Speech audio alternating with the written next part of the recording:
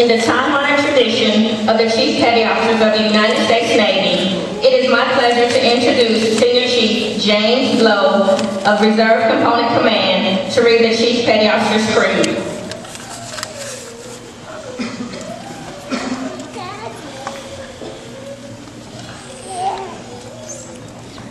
Attention inducted and initiated chiefs. Chief Petty Officer Creed.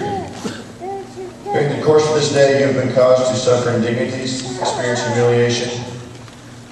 This has been accomplished with rare good grace, and therefore I now believe it fitting to explain to you why this was done. There was no intent, nor desire, to demean you, nor insult you.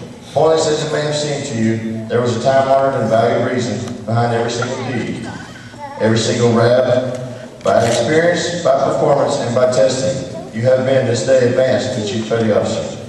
In the United States Navy, and only in the United States Navy, does E7 carry unique responsibilities no other armed forces throughout the world carries, nor which grants privileges to its enlisted personnel comparable to the privileges and responsibilities you are now bound to observe and are expected to fulfill.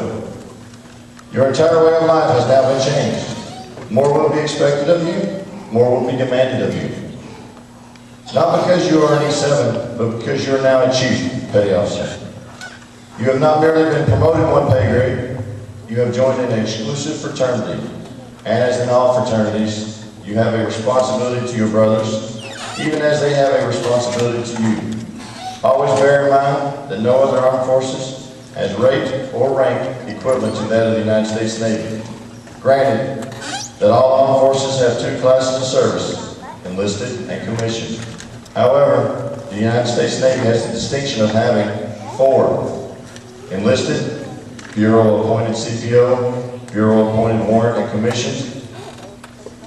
This is why you can maintain with pride your feeling of superiority once you have attained the position of E7 in the United States Navy.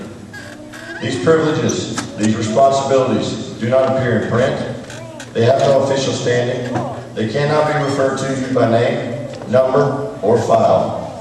They exist because over 200 years, the chiefs before you have freely accepted responsibility beyond call of printed assignment and have, by their actions and performance, commanded the respect of their seniors as well as their juniors.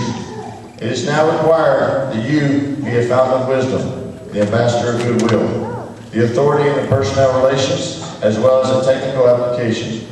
Ask the Chief is a household phrase, both in and out of the Navy. You are now the Chief. So this, then, is why you were caused to experience these things. You were subjected to humiliation to prove that you have the humility is good, a great and necessary tribute which cannot mar you, in fact, it strengthens you. And in your future as a Chief Petty Officer, you will be caused to suffer indignities, to experience humiliation, far beyond those imposed upon you today. Bear them with the dignity and with the same good grace which you bore them today. It is our intention to prove these facts to you. It is our intention that you will never forget this day. It is our intention to test you, to try you, and to accept you. Your performance today has assured us that you will wear your hat with aplomb, as did your brothers in arms before you. We take a deep breath, sincere pleasure in clasping your hand and accepting you as a Chief Petty Officer in the United States Navy.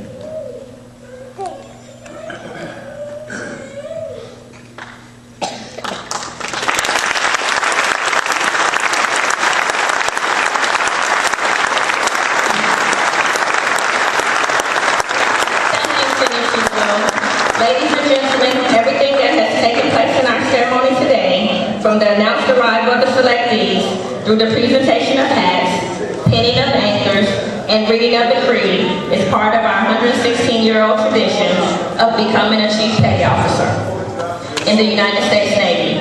Transitions and ceremonies have changed over the years,